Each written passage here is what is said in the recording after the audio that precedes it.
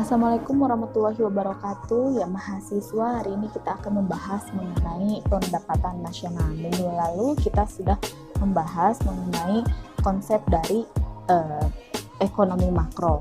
Di dalam ekonomi makro timbul pertanyaan, ya, bagaimana tingkat inflasi, bagaimana tingkat pengangguran di suatu negara pada tahun misalnya 2020 gitu, bagaimana tingkat pertumbuhan ekonominya jika dibandingkan dengan tahun sebelumnya. Nah, dari pertanyaan tersebut timbullah atau adanya analisis makroekonomi, ya kan, untuk menjawab pertanyaan-pertanyaan tersebut dengan didukung beberapa data.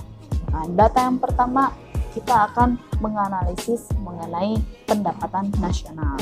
Pendapatan nasional itu merupakan total produksi barang dan jasa yang dapat dihasilkan negara dalam jangka waktu 1 tahun. Terdapat sirkulasi aliran pendapatan, ya, ada hubungannya antara konsumen, pemerintah, dan produsen. Di sini ada garis nomor 1 sampai garis nomor 11, ya, dan garisnya tersebut berbeda-beda warna supaya memudahkan kita dalam membaca sirkulasi tersebut. Oke, dimulai dari garis 1 itu hubungan antara konsumen ke produsen. Jadi maksudnya adalah produsen itu memerlukan faktor-faktor produksi dari konsumen, gitu kan? Atau meminjam faktor produksi dari konsumen. Entah itu tanah, modal, tenaga kerja ataupun skill.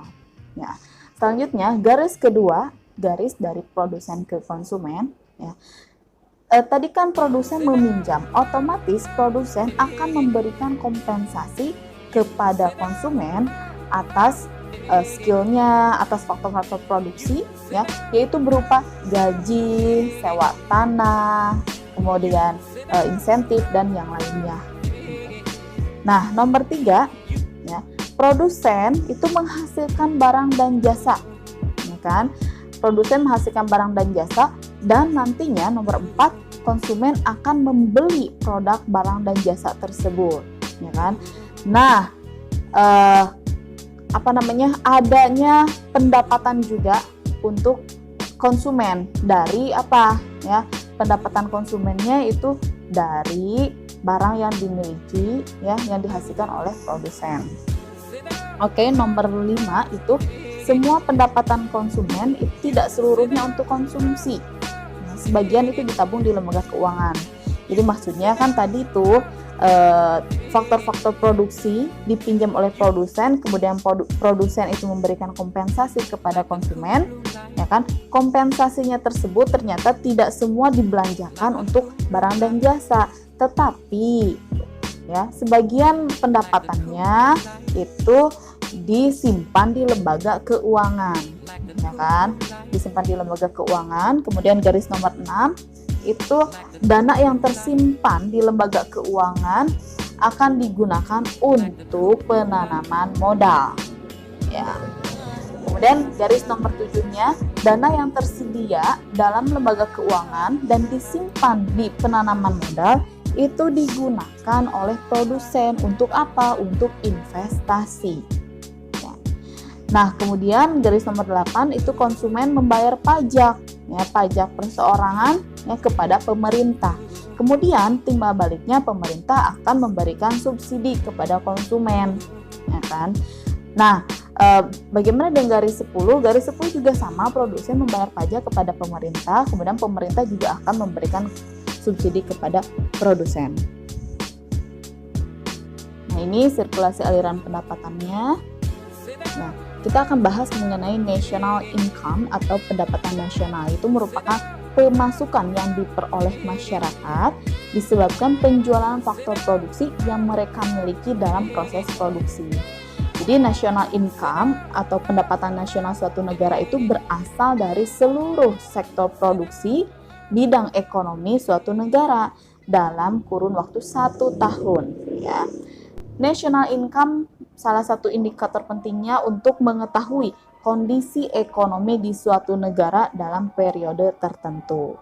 Nah, berdasarkan national income, ini dapat disebabkan oleh beberapa faktor, Yang pertama, ketersediaan faktor produksi, kemampuan tenaga kerja, teknologi produksi, dan kestabilan suatu negara. Untuk jenis pendapatan nasional itu ada PDB dan PNB, produk domestik bruto dan produk nasional bruto.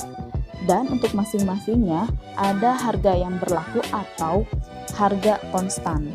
Harga berlaku itu untuk melihat pergeseran dan struktur ekonomi. Harga konstan itu untuk mengetahui pertumbuhan ekonomi dari tahun ke tahunnya. Nah, peranan penting national income itu untuk apa? Pertama, untuk mengukur tingkat kesejahteraan sebagai penentu struktur ekonomi, sebagai penentu dalam penyusunan kebijakan, sebagai tolak ukur manfaat dalam hubungan internasional, dan sebagai pembanding intensitas perekonomian negara. Istilah-istilah pendapatan nasional ada GDP, GDRP, GNP, NNP, NNI, PT, DI, dan IPC. Ya, kita bahas satu-satu. Yang pertama, produk domestik bruto atau gross domestic product. Itu merupakan total dari seluruh produk baik barang maupun jasa yang telah diproduksi oleh suatu negara dalam jangka waktu 1 tahun. Di dalamnya itu meliputi produk yang diproduksi oleh WNA dan juga perusahaan asing yang melakukan proses produksi di negara tersebut, tapi tidak mencakup barang atau jasa yang diproduksi oleh WNI yang berada di luar negeri. Jadi contohnya nih, ada perusahaan asing yang mendirikan perusahaannya di negara Indonesia, nah pendapatannya itu masuk ke PDB ya. Nah, contohnya adalah PhD, KFC ya, itu merupakan perusahaan asing yang beroperasi di negara Indonesia gitu ya. Untuk daftar apa saja yang dapat dihitung ya bisa dicek di website BPS. Nah, yang kedua itu ada PDRB, Produk Domestik Regional Bruto, ya kan, atau Gross Domestic Regional Product. Itu jumlah total dari produk yang berupa barang dan jasa yang dihasilkan oleh unit-unit produksi di suatu daerah pada kurun waktu 1 tahun. Jadi misalnya nih pendapatan untuk daerah Pekanbaru gitu ya, untuk daerah di Garut misalnya, kemudian di Dumai misalnya gitu. Jadi tiap daerah itu mempunyai pendapatannya berapa gitu kan ya. Selanjutnya nomor 3 ada produk nasional bruto atau PNB atau gross national product GNP ya. Total dari seluruh produk baik barang maupun jasa yang telah diproduksi oleh penduduk di dalam sebuah negara selama 1 tahun, mencakup seluruh barang ataupun jasa yang diproduksi di luar negeri oleh warga negara yang bersangkutan. Tetapi barang dan jasa yang diproduksi oleh WNA di dalam negeri itu tidak termasuk dalam hitungan. Nah, ini merupakan kebalikan ya, kebalikan dari GDP ya.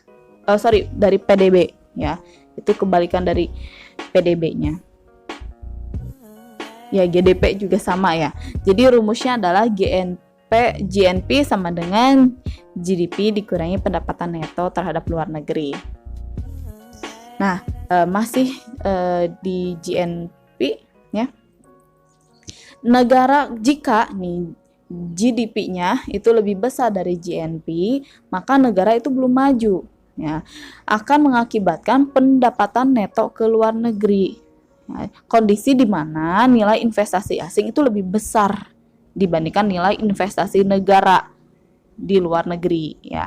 Tapi jika GDP-nya lebih kecil daripada GNP ya, itu negara tersebut sudah maju. Karena apa? Nilai investasi dalam negeri itu lebih besar dibandingkan nilai investasi di dalam negeri gitu. Nilai investasi asingnya gitu kan di dalam negeri. Nomor 4 ada produk nasional neto atau net national product. Itu total dari produksi kotor suatu negara atau GNP dikurangi nilai dari penyusutan modal yang terjadi. Rumusnya NNP sama dengan GNP dikurangi penyusutan barang ya, penyusutan barang.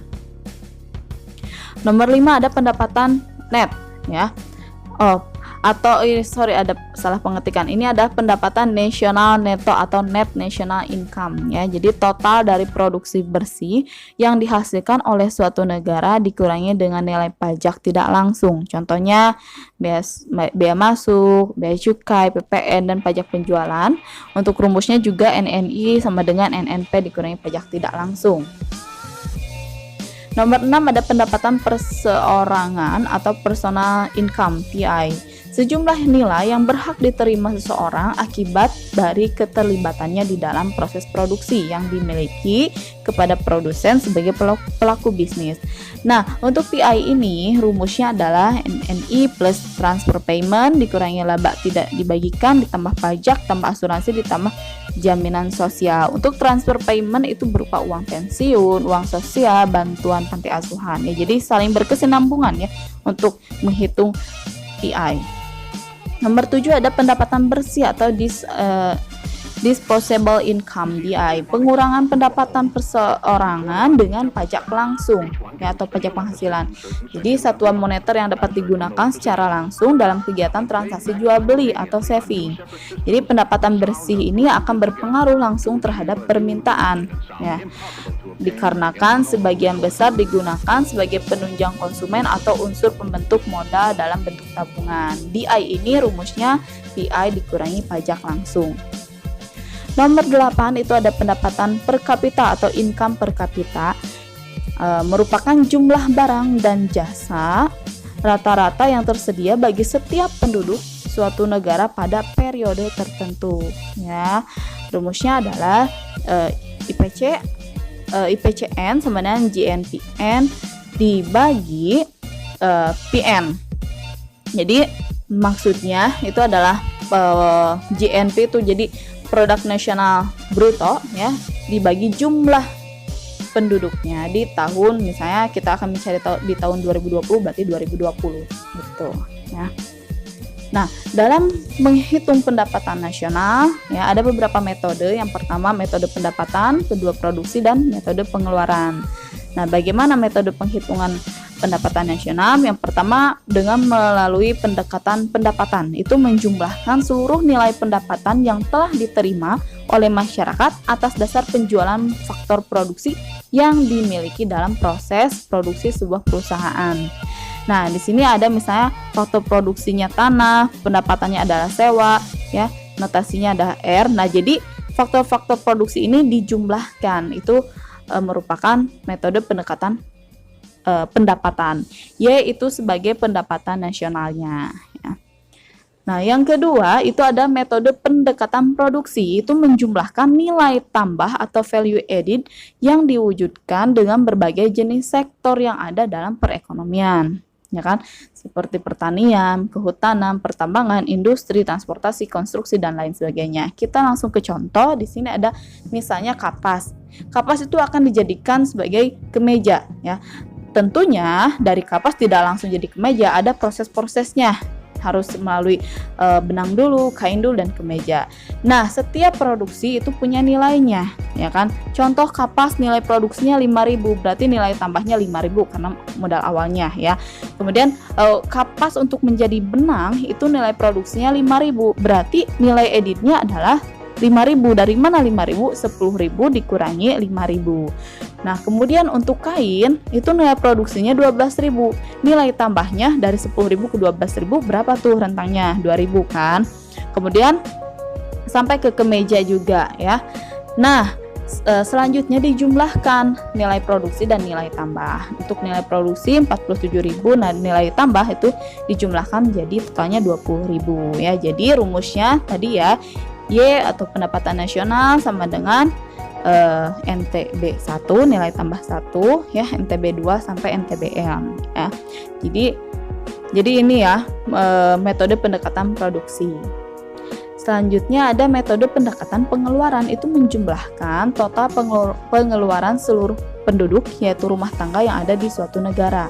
Nah, pengeluaran ini tidak sama nilai transaksi barang jadi guna menghindari penghitungan ganda. Nah, acuan hitung pengeluaran dari sektor rumah tangga itu ada 4. Pertama itu rumah tangga konsumen, ya. Itu merupakan pembelian dalam bentuk barang jasa guna memenuhi kebutuhan hidupnya, ya, atau dalam istilah lain ada konsumsi C, ya notasinya. Kemudian perusahaan atau rumah tangga produsen itu pengumpulan barang atau jasa dalam produksi barang dan jasa yang digunakan dalam proses yang lebih lanjut, ya. Notasinya adalah investasi I, ya. Kemudian ada pemerintah atau rumah tangga pemerintah, berarti pengeluaran pemerintah itu seperti gaji pegawai, peralatan kantor, atau pembangunan sarana publik, ya. Kemudian nomor 4 ada rumah tangga luar negeri, itu berarti berhubungan dengan ekspor impor, gitu kan. Selisih nilai ekspor kepada impor dari suatu negara dalam perdagangan nasional. Nah, ini rumusnya ya, Y itu sama dengan pendapatan nasional, ya. Y sama dengan C plus I plus G plus X min M. Nah, perbandingan tingkat PDB dan tingkat per kapita. Jadi pendapatan per kapita berperan penting terhadap penentuan tingkat kesejahteraan penduduk di suatu negara, dan untuk mengetahui juga kesejahteraan rata-rata penduduk di suatu negara. Nah, untuk rumusnya ya, misalnya kita ingin tahu PDB per kapita di tahun 2000 ya, berarti PDB tahun 2000 dibagi jumlah penduduk tahun 2000, atau PNB juga sama, PNB tahun 2000 dibagi jumlah penduduk tahun 2000. Jadi ya, PDB dan jumlah penduduk itu merupakan dua hal yang saling mempengaruhi gitu ya terhadap pendapatan per kapita. Jadi naik turunnya PDB atau jumlah penduduk itu akan mengakibatkan naik turunnya pendapatan per kapita, ya kan? Maka di sini pemerintah harus mengendalikan laju pertumbuhan penduduk, sehingga ada imbauan dari pemerintah, keluarga berencana 2 anak cukup. Nah, itu untuk mengendalikan laju pertumbuhan penduduk. Ini ada perbandingan pendapatan per kapita Indonesia dengan negara lain, ya. Kita lihat di sini ada pendapatan bawah, ya. Kemudian ada pendapatan menengah ke bawah, pendapatan menengah ke atas, pendapatan tinggi ya apabila nilainya itu ini ya lebih besar. Kalau misalnya pendapatan tinggi berarti lebih besar dari 12.000 dolar ya.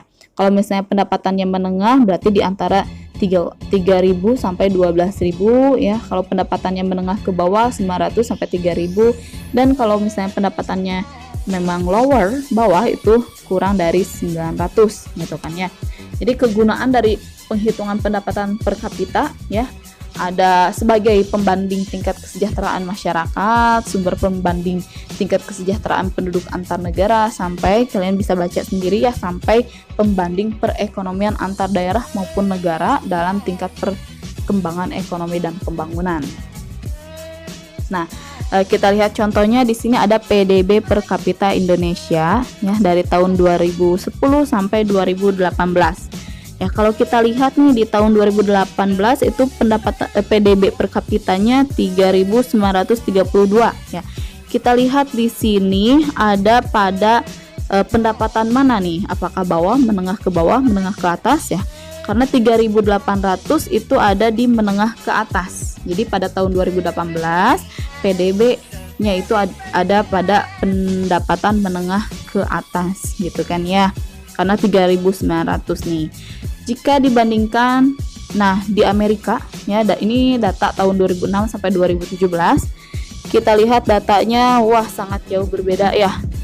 Ini yang tahun 2017 saja sudah 59.000. Ya, 59.000 ada di mana nih? Ya letaknya, sudah tinggi ya. Kalau dibandingkan dengan Amerika itu sudah jauh gitu kan ya. Nah, di Amerika itu per tanggal 26 Februari 2021 kemarin itu $1 14.300 ya, semakin tinggi nilai mata uang. Nah, jadi GNP dan permasalahan yang dihadapi yaitu besarnya GNP itu meliputi SDA-nya, sumber daya alamnya, kualitas SDM-nya, ketersediaan barang dan modalnya, kemudian dilihat lagi dari susunan GNP-nya, struktur ekonominya, ini yang permasalahan yang dihadapi ya. biasanya, kemudian siklus bisnisnya ya, kemudian pembagian pendapatannya untuk produsen, untuk yang diterima produsen, kemudian bagian yang diterima oleh negara seperti pemungutan pajaknya. Ini yang dihadapi oleh Indonesia gitu kan, yang permasalahan-permasalahan untuk GNP. Nah, kendala dalam perhitungan pendapatan nasional ya, ada beberapa kendala ya, di sini kalian juga bisa baca ya kendalanya ya, misalnya adanya kurang tersedianya catatan seperti itu ya, kemudian adanya terjadinya perhitungan ganda atau sulitnya pemisah antara barang jadi dan setengah jadi gitu. Nah, bagaimana cara meningkatkan pendapatan nasional? Ya, caranya itu bisa dengan peningkatan pembangunan nasional, khususnya dalam sektor ekonomi, itu meningkatkan SDM melalui diklat, ya, peningkatan peran pihak swasta dalam kontribusi mereka terhadap pertumbuhan ekonomi, ya, bisnis-bisnis dari pihak swasta itu diperlebar lagi, kemudian mensupport pertumbuhan UMKM, sekarang udah banyak tuh UMKM. Kemudian membuka lebar investasi melalui peraturan Mendagri maupun pinjaman modal asing. Ya. Oke, itu saja mungkin mahasiswa yang dapat saya sampaikan. Di sini ada contoh soal. Silahkan kalian isi ya contoh soalnya.